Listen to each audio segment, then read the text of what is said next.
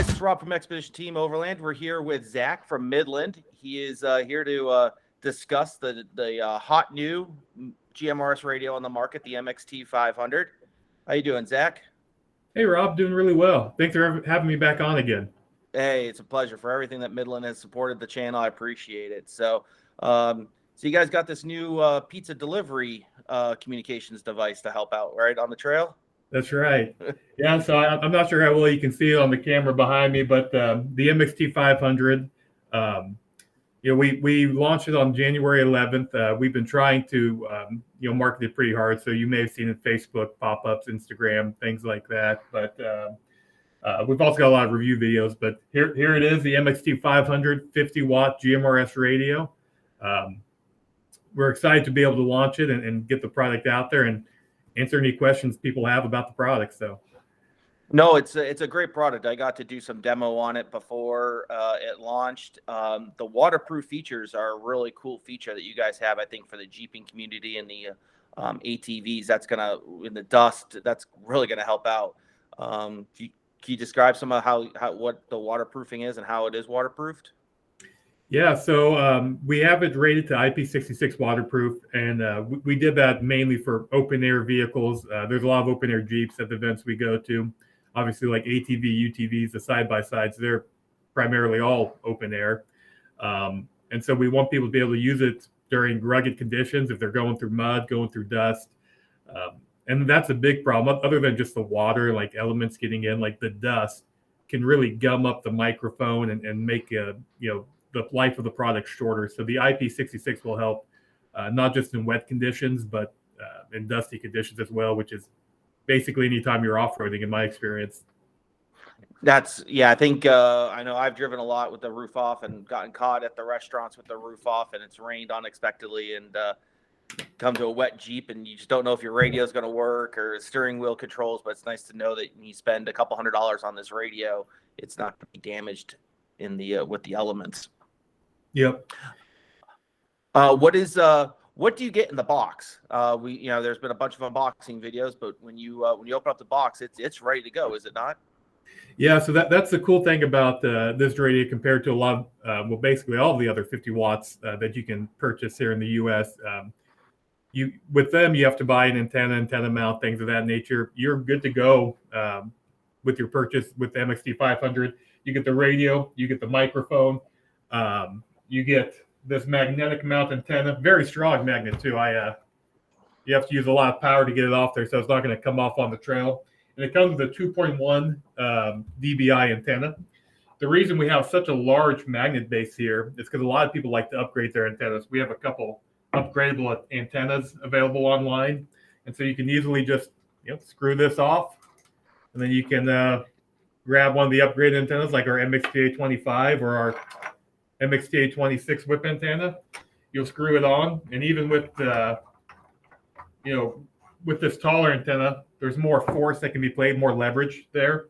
The magnet base won't move anywhere. So that's the idea behind including the antenna and this specific magnet base.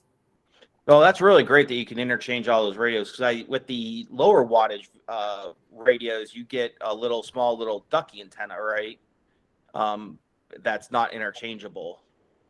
Right. Yeah. If you want to upgrade antennas, if you get like a 275 standard and you want to upgrade antennas, you'd have to undo your wire routing for the antenna cable, set up a new cable, new mount, and then you have to go through all that to upgrade.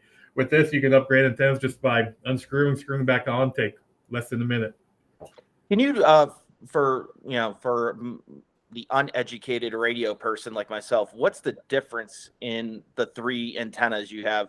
The small one that comes with it, the ghost antenna, and then the 6 dB antenna. If you could just describe the three differences in those. Yeah, you bet. So the 2 dBi antenna is a great starter antenna. So it equates kind of to power, but it's a little more complex than that. So with a 2 dBi antenna, you've got a wider range, but shorter distance, right? So like if you have to get a little bit higher, it might be a good antenna.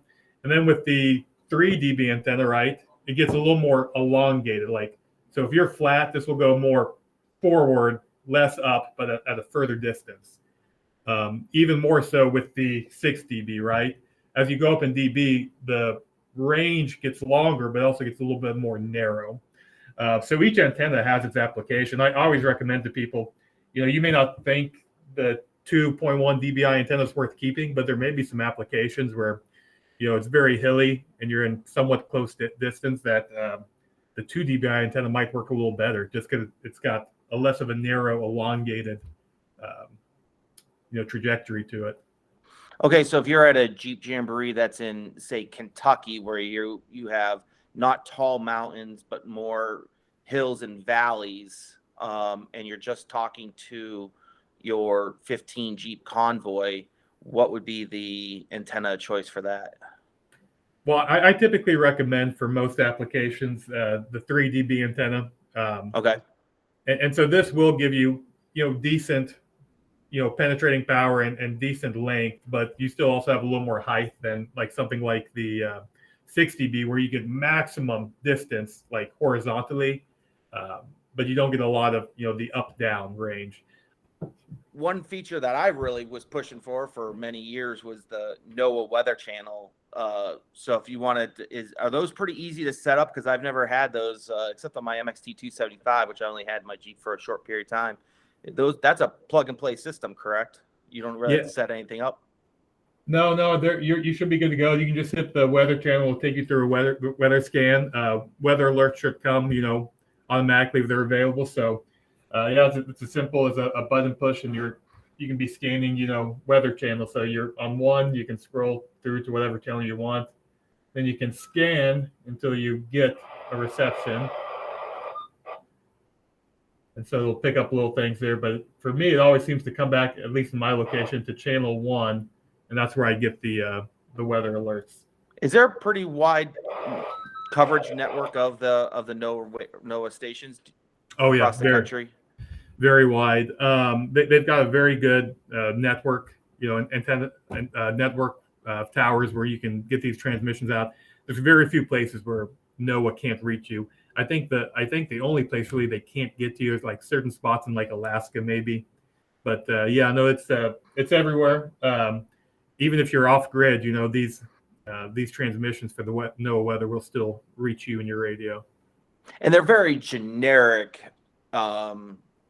weather forecasts or weather stuff. They're not going to talk about an individual location. It's going to be more or less a large geographic area because it's not getting your exact GPS position. It's a very wide range weather stuff. Yeah, they've divided it into, I think it may even be smaller than county areas now. So like it used to be for your full county, and now I think they even put quadrants in your county. So it's pretty narrow. Oh, they have, okay.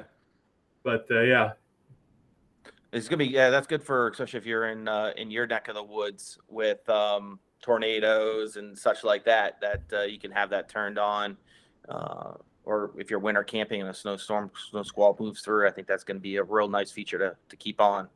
Yeah, absolutely. In fact, I lived in Pittsburgh, Kansas, when the Joplin tornado hit, and that's about 30 minutes away from Joplin.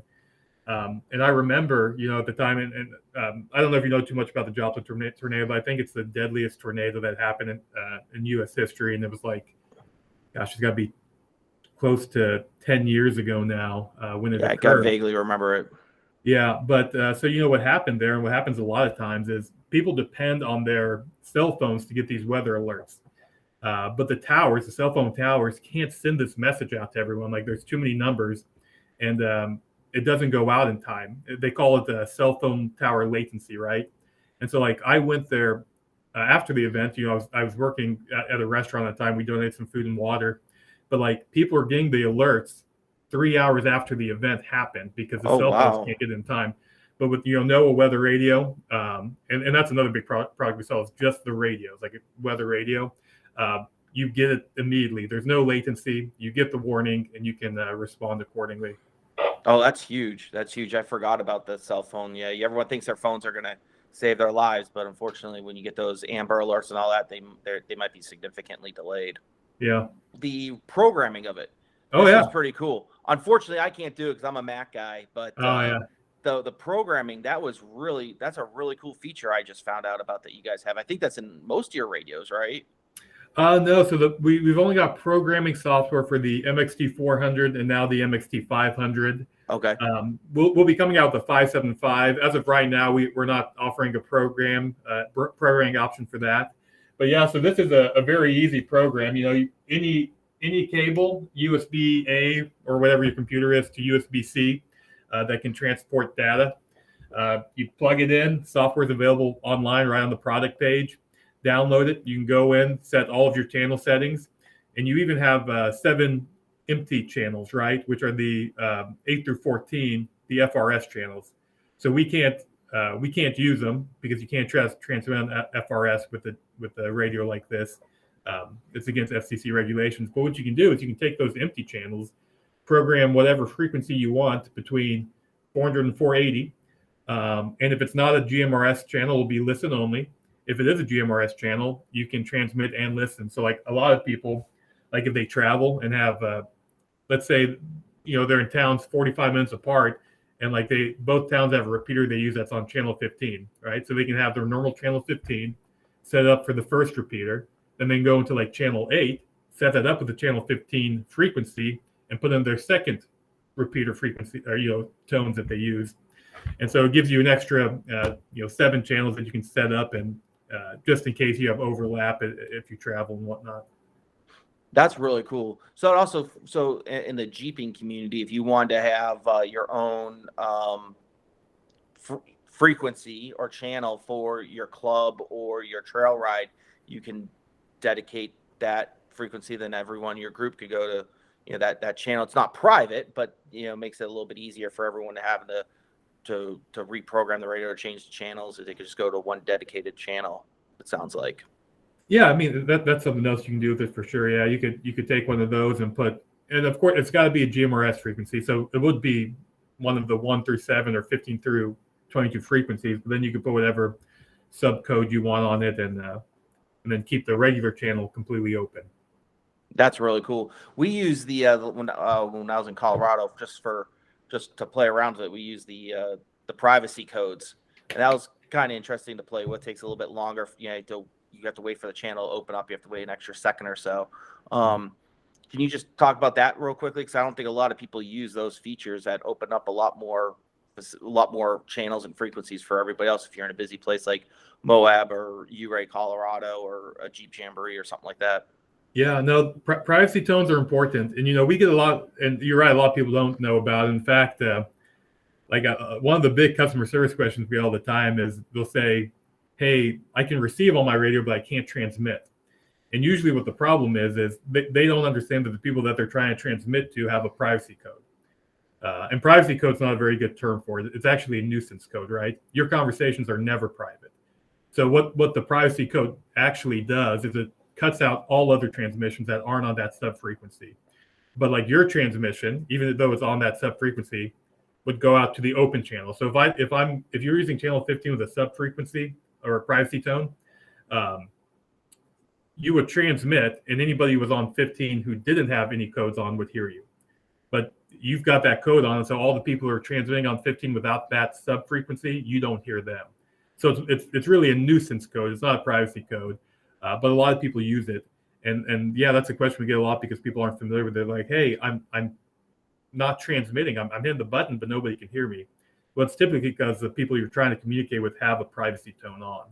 So that, it makes it a lot easier. Cuts out a lot of, nuisance noise and chatter that you don't want. So I would recommend always using a privacy tone. And there's something like 142 options. So like, there's already 15 channels, and then, you can choose one of the 142 options. So you can make it where it's very, very unlikely you'll have any nuisance in your group.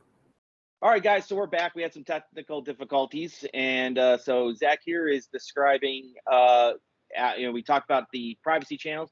Now we're gonna say, okay, I got home from my 7-day trip in Moab, and we used privacy channels. And a year later, well, I can't get anything to work, so I just gonna do a factory reset. So that's probably the best way to fix all this and get back to the regular settings. Yeah, I know the factory reset, very easy to do on the MXT-500. In fact, all of the menu options are easy to access, and the whole user interface is very intuitive. That was a big goal of ours when creating this. We kind of look at it like an iPhone, right? So you've got, if you want to get into anything in the menu, you basically just have to use one button. So you just hit the menu, and then this knob does everything. So right, you scroll through to whatever setting you want. You've got 1 through 15 options here. The 15th option being factory reset. And then when you get there, you just hit this, and you can select the reset, and you're done. So 2 buttons, factory reset. You just hit the menu, and then the knob turning and clicking does everything. So that's good. The privacy nuisance tones, as you call it, which is I think that's a good way of doing it. It's not private. I mean, there are a lot of people on some of my other YouTube videos have said, well, how private are they? Well, they're as private as everyone else who has a frequency and can get onto it. It's not an encrypted data, send the nuclear codes encrypt, privacy, but it's more of a nuisance, and it works good in very busy areas. When you run out of the 15 channels, if you're in Moab for Easter Jeep Safari or Moab in the summertime, there's gonna be a lot of these people use them. Even on cruise ships, I'm not gonna lie, I use the walkie-talkies on the cruise ships, and that's now a very popular form of communication. It worked. I was actually very surprised, all that metal and decking and watertight doors, and it was a very clear communications device. So it works really. These radios are working multiple different venues. So let's say for the Jeeps, probably you kind of hinted out that there's a new 575. That sounds kind of interesting. Is that what's that, about 100 watts of power, I guess? No, so the 7.5 we just use to indicate that it's got the integrated control mic. So they'll both be 50 watts. The advantage you get with the MXT-500 is it's waterproof, it's PC programmable, and the advantage you get with the 575 is that you can hide the unit away, and so you have limited the dash space. You can control everything from the mic. And I've actually got one here in front of me. Let me grab it. I'll be right back. 3 days later. So yeah, we've got this here. These will be coming out very soon, summer of this year. But yeah, these are very popular with the overlanding, just because a lot of Jeeps and other vehicles have very limited dash space. So they just want to be able to fasten this under their seat, the radio unit, and then they control everything from the microphone. That's fantastic. How's that connection? Is that just like a Cat5 cable, so you can make it as long as you need it to be? Yeah, no, that's a good question. It is a Cat5. We actually offer an extension cable on our website, the MXT-831, that works with that one. And that's a really good point, because this has a different type of cable. So all of our other radios have a Cat5 connecting the microphone, but for the 500, in order to be waterproof, we don't use a Cat5. It's this 6-pin device here, and you put it on, and it kind of covers it, and that's how we get the waterproof rating. The Cat5s aren't waterproof. And I think we actually call them RJ45 is a technical name for the ones we use. But so this will be the only one with a different style of mic, and so it won't be compatible with any other type of radio. Okay, well, that's fine. I mean, I think that if you're running a radio that size, you kind of want it. You need the channels and all that other stuff close by. But if you like the MXT-275, you can conceal that under the dash or somewhere else in the vehicle and such. This is a really, really awesome products that you're doing. So what's the future with Midland? What are they? What's just between you and me? We just no one's here. What's all the new stuff that's coming out? Well, we've got a lot of plans. I will just note one more thing about the 500 that I haven't mentioned yet. So a big request we had over the years was regarding wideband. And I think we've talked about this a little bit before, like the narrow versus wideband. So most GMRS radios are wideband. We, for years, because we wanted to be compatible with our walkie-talkies, have made our radios narrowband. With the 500 and the 575, you'll be able to switch between narrow and wideband. And just to kind of break down what the difference is FRS radios, so like most walkie-talkies, they come on narrowband. GMRS radios typically come on wideband.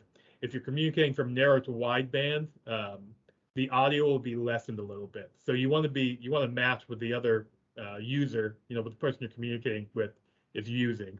And so now if you're here with a bunch of Midland radios or using walkie-talkies, you can set this on narrowband and have optimal communication. Or if you're in a group with mostly GMRS, you can move it to wideband and still have optical or optimal communication. Yeah, that's real good. I think that's going to be a huge, that's going to make communications a lot better. I mean, I just know I've been doing Jeeping for, I got into Jeeping around 2013. So 9 years now. And, we started out CBs, and I never liked CBs from the start. And we started using GMRS in 2015, and I never looked back. I think this is a far superior way of communicating, and having this wide and narrow band just opens a lot more doors for making it even better form of communication. Yeah. But yeah, you're asking what's on the horizon for us. A lot over the next 3 years. A lot going to be coming out this year too. So we want to improve our accessory network, right? So we've got the radios, but we also have antennas, external speakers, mounting solutions, things of that nature. And we really want to have a full suite of accessories to make everything as turnkey as possible for every application. We also have some accessories coming out that I think will be great for like agriculture, as far as like potentially being able to extend range and things of that nature. And then future, which really isn't that far off. We've submitted some waiver requests to the FCC to be able to do some really cool things involving radios and connecting possibly to cell phones and be able to do some really cool group type applications. So I can't get into any detail, but yeah, we've got a lot of really cool stuff on the horizon. Obviously the 50 watt just came out. The 575 version of it will be coming out soon. And then after that, in the immediate future, I'd say, look for some new upgraded accessories, antennas, speakers, mounts, things of that nature. And then a few years down the road, we'll have like a next generation style of product. Perfect. Well, I'm really excited seeing this. I'm looking forward to getting, one of the 575 probably in my Subaru, and there's not a lot of dash space for that. Be a nice little upgrade, and definitely the MXT-500 will be going in the Jeep next year. We'll be looking forward to it. So where can we find you guys? What's the best avenue? Because you guys have, one last thing, you guys have a meteorologist I just saw on your YouTube channel who talks about this weather radio stuff. So there's some pretty cool stuff on your YouTube channel, on Midland's YouTube channel, about the NOAA radios and all that type of stuff. Yeah, Bruce, he's a legend. He's actually 10 feet from me. His office is right adjacent to mine. But yeah, he was a meteorologist on TV for a long time. He came on years ago to be our spokesperson. I mean, way before I was here. Probably, it's got to be 10 to 20 years ago. And he's really been the biggest advocate in the U.S. for this NOAA weather. A lot of people have moved to get rid of NOAA weather to clear up some federal budget. And Bruce has kind of been the one person standing in the way. Tell him, hey, here's what could go wrong if you guys don't have these redundant systems, like what happened in Joplin with the cell phone latency. Same thing happened just recently in Kentucky with those tornadoes that went on there. So he's been a big advocate for keeping it around, and he's been promoting the weather radio. And yeah, he's a fantastic guy, fantastic resource, and he's in a lot of our Midland YouTube videos. That's cool. Yeah, I've watched a lot of his videos. I've learned a lot. So if you're interested in the NOAA weather stuff, get online and get on with him. So where would they find you guys? You guys have a YouTube channel. I assume you got all the other social medias, Instagram, Facebook. Yeah, Instagram's our favorite one, but we're at Midland USA everywhere, right? Midland USA on Facebook, at Midland USA Instagram, Twitter. I don't think we have a TikTok yet, but YouTube for sure, we're there. So yeah, Midland USA, check us out. We have a great social media and content person, a lot of influencers, who work with us and promote our product. And so, our social media presence is pretty strong, and we've got really interesting content. If if you're into radio and off-roading, overlanding, farming type of content. Awesome. Well, I'll make sure I get all that in my in the description. Thanks, Zach, for taking the time to describing the new MXT-500, and we'll have to do this again when the MXT-575 comes out, because that's a radio I'm really excited for. I think that's gonna be a game changer for me. That's for sure. Awesome. Yeah, I'm looking forward to it, Rob. Thanks again for having me. Thank you. Bye-bye.